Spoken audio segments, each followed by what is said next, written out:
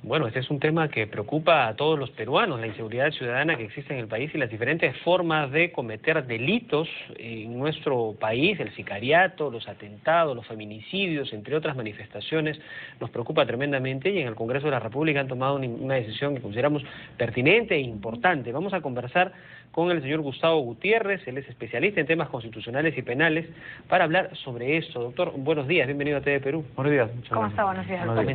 Comentábamos antes de esta entrevista de la realidad que rige nuestro Código Penal y usted nos decía que el Código Penal actual recoge una realidad del inicio de la década de los 90, es decir, estos pasos que estamos dando son favorables, son buenos respecto a esta nueva forma de la criminalidad que se presenta en el país.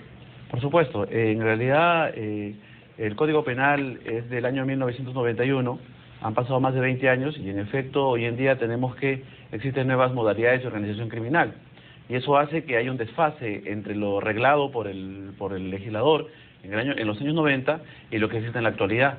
Por eso es que durante los últimos 10 años los legisladores esencialmente han tratado de solucionar la problemática criminal aumentando penas. Pero uno de los aspectos faltantes es precisamente tipificar, es adecuar algunas conductas que no han sido previstas, como por ejemplo, hoy en día tenemos el sicariato, hoy en día tenemos delincuentes que se organizan criminalmente para cometer o ejecutar actos de reglaje.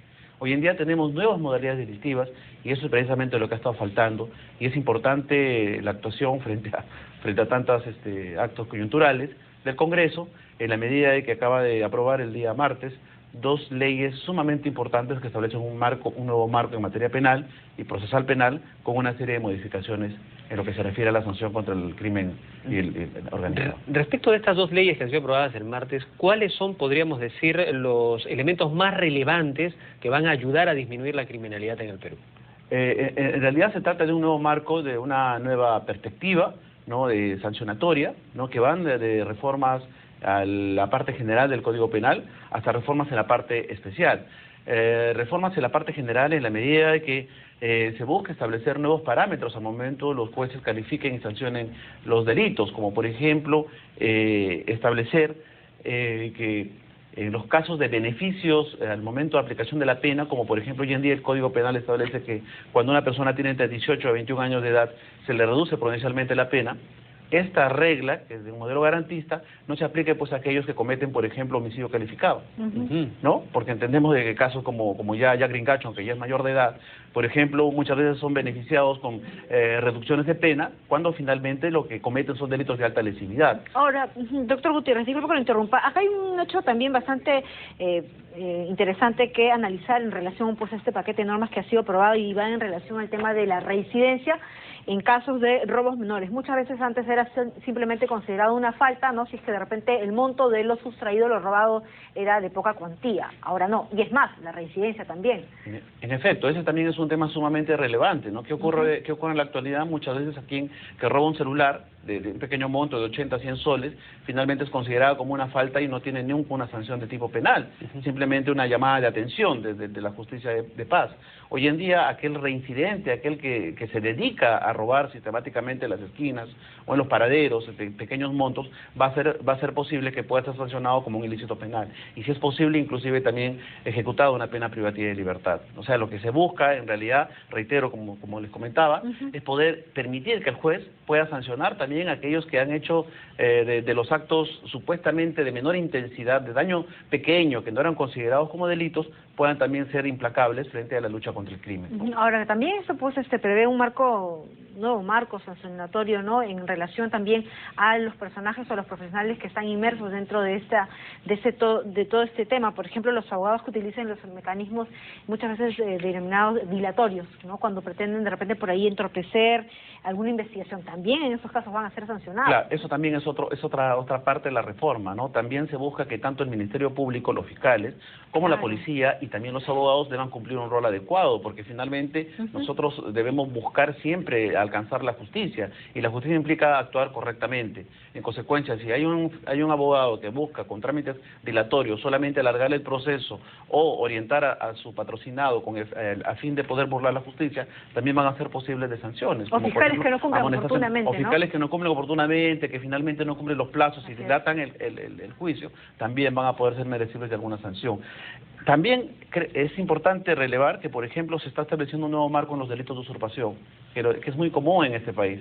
En el país tenemos organizaciones criminales, promotores de usurpaciones que afectan no solamente a la propiedad privada, sino también a la propiedad pública. Invaden terrenos dedicados a aeropuertos, a lugares para parques, etcétera, y finalmente hay una pasividad porque no hay una sanción efectiva frente a aquellos que cometen este tipo de agresiones. Eso da lugar al tráfico de tierras. Así es, el tráfico y una serie de negociados indebidos, ¿no? que afectan, a final de cuentas, y terminan siendo burlados aquellos que creen que efectivamente después están comprando legalmente un lote, un terreno, cuando ni autorización tienen. ¿Y cuáles son las sanciones en estos casos?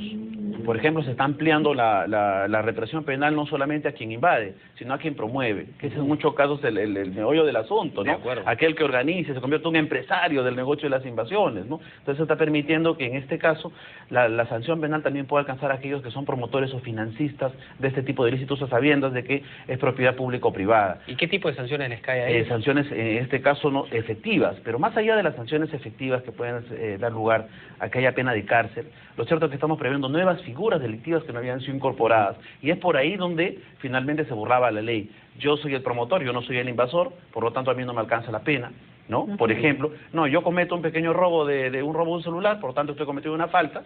En consecuencia, siempre ha habido mecanismos de burla de la ley, y lo que estamos creando, lo que se está creando con esta nueva legislación es pues precisamente sancionar aquellas nuevas figuras delictivas que generan esta zozobra en la sociedad. Otro de los casos que también llama mucho la atención, y es lamentable tener que dar parte de ocurrencias respecto de feminicidios.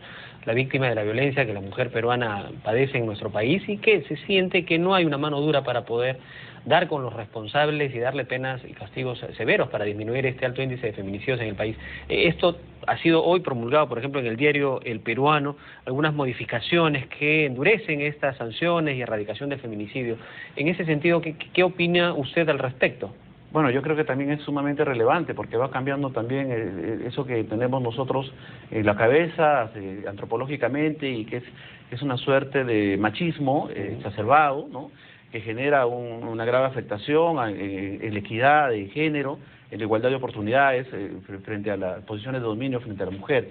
Yo creo que es sumamente relevante también este tipo de medidas, ¿no? Que en este caso lo que se va a permitir es que aquellos agresores permanentes, de manera reiterada, agreden a una mujer, también puedan ser sancionados doblemente, como consecuencia de aplicárseles las figuras de la reincidencia y la habitualidad. Aquel que golpea permanentemente a su mujer y que está yendo a la comisaría, ¿no?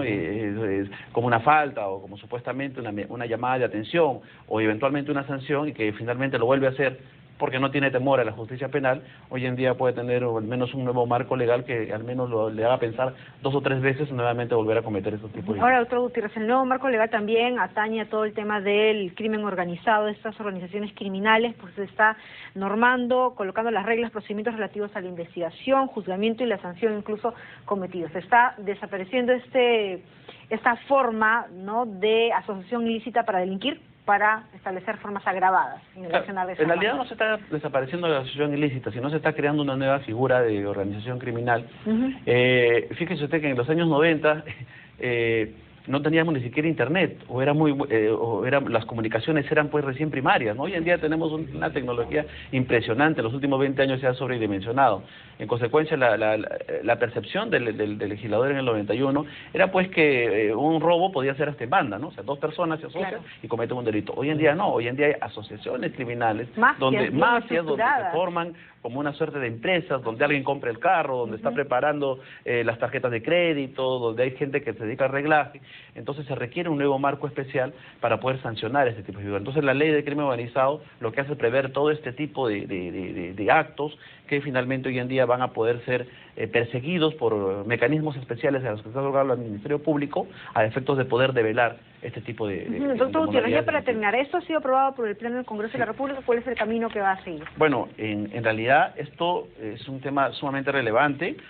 forma parte de un paquete enviado por el Poder Ejecutivo de 21 proyectos de ley. Son 21 proyectos de ley de los cuales ya han sido dictaminados prácticamente la mitad. El camino legal es que van a ir al Poder Ejecutivo para su estudio y promulgación, ¿no? Esperamos que este nuevo marco pues regule lo más pronto posible. Bien, muchísimas gracias, doctor Gutiérrez, por habernos acompañado esta mañana y bueno, seguiremos conversando más adelante porque hay mucho que analizar, de repente algunos casos ya puntuales sobre estas nuevas... Muchas gracias, un saludo al Congreso ante todo, porque finalmente es una labor del Parlamento el haber producido este tipo de normas también, ¿no? Okay,